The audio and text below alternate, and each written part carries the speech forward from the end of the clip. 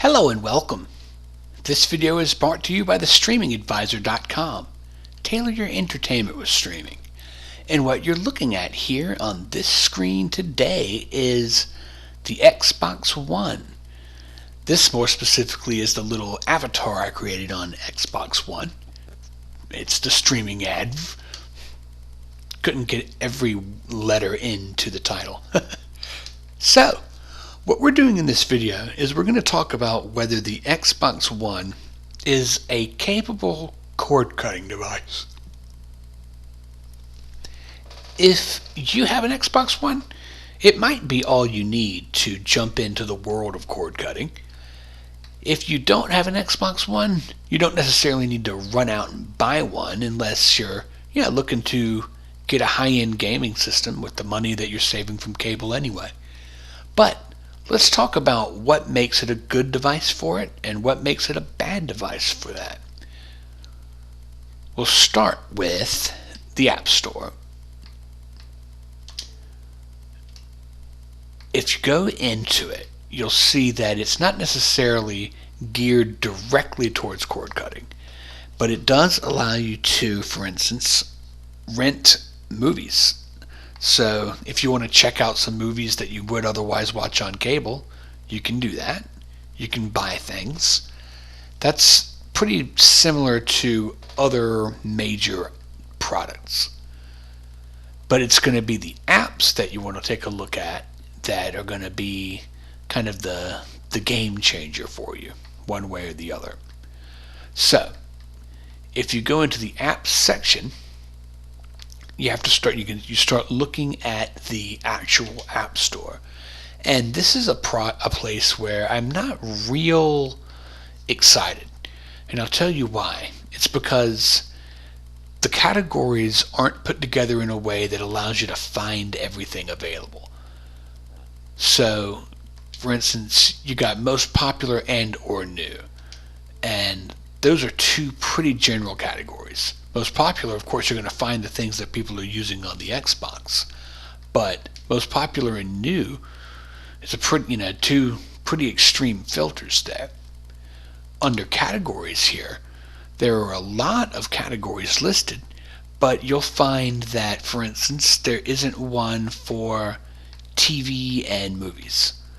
So the closest thing for that is just jumping into entertainment. And that's where I start to see some problems. So we're going to do that. Entertainment. Ta-da! Okay. So, if you go through this, there's about 50 things, I believe, listed under entertainment. 1, 2, 3, 4, 5, 6, 7. Yep, 50 different entertainment apps listed. And that seems like a lot, right?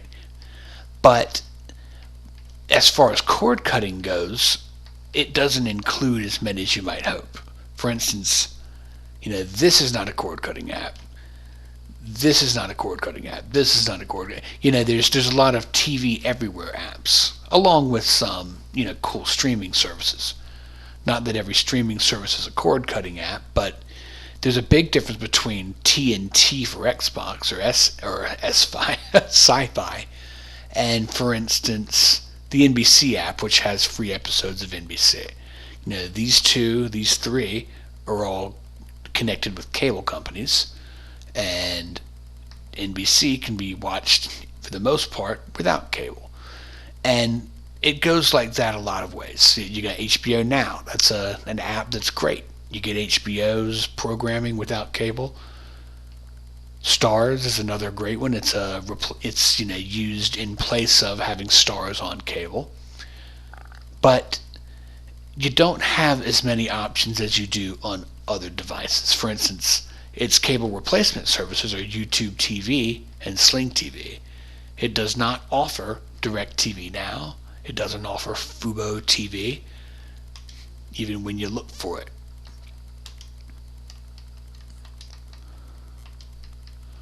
See, no Fubo TV. If you're unfamiliar with Fubo TV, it's a more sports-centric program that's actually developing into a pretty nice overall ecosystem for cord cutters.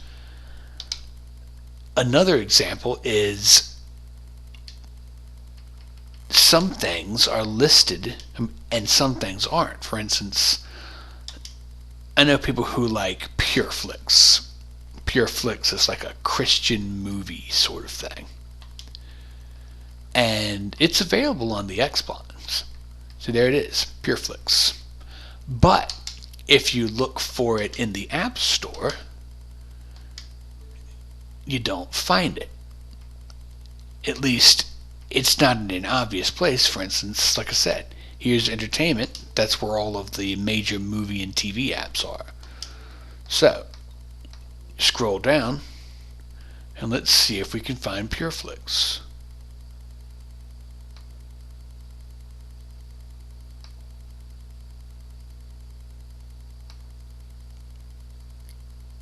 I'm looking carefully because I don't want to say it's not there and then it turns out it's actually there. But unless I'm missing something, PureFlix is not one of the listings here for most popular. And besides most popular, all you can do is search through every single new app. There isn't a religious section.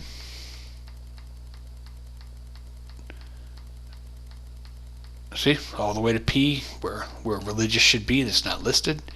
And so it's apparently an entertainment app that isn't one of the most popular.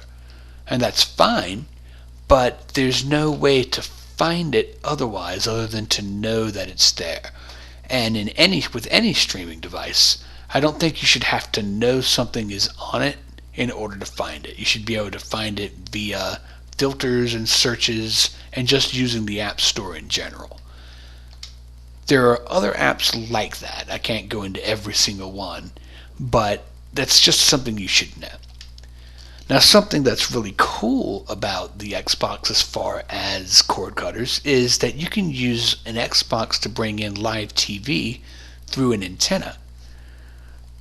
You can also hook other things up to its HDMI port. So let's say you've got an Xbox One and you already use it for a lot of streaming, but you want to add to it. You can access things that are attached to its HDMI in.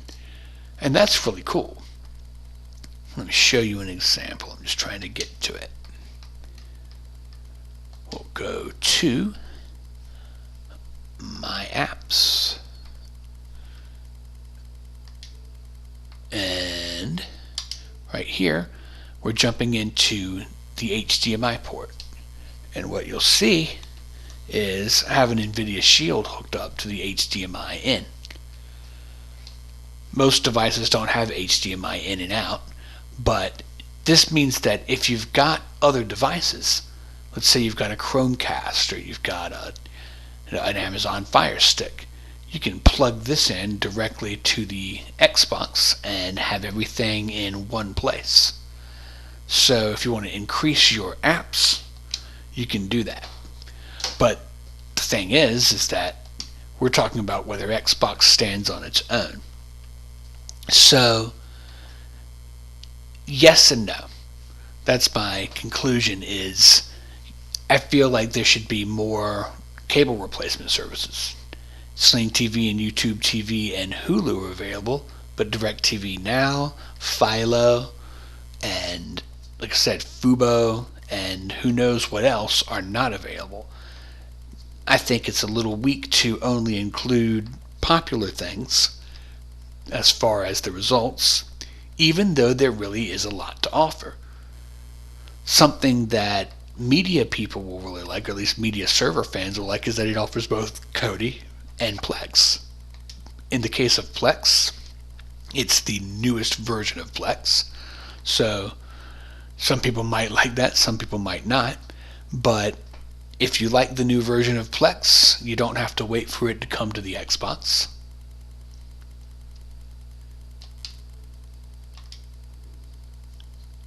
Otherwise, you've got the more customizable Kodi if you like these sorts of things. It also offers an Indie app. You can also use live TV tuners. You can use things like the HD Home Run. You can use Tableau.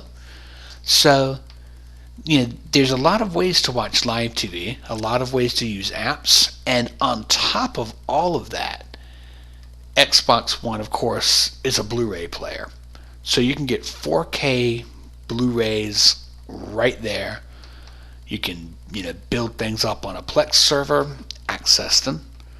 You can buy things from lots of different services. So, can you cut cable and use an Xbox for all of your entertainment? Yeah, you can, as long as you don't want as much as you might be able to find in other places. And that's what you have to ask yourself. So, do you have an Xbox One already? Are you looking at cutting cable? Fire up Netflix, fire up Hulu, see what you think.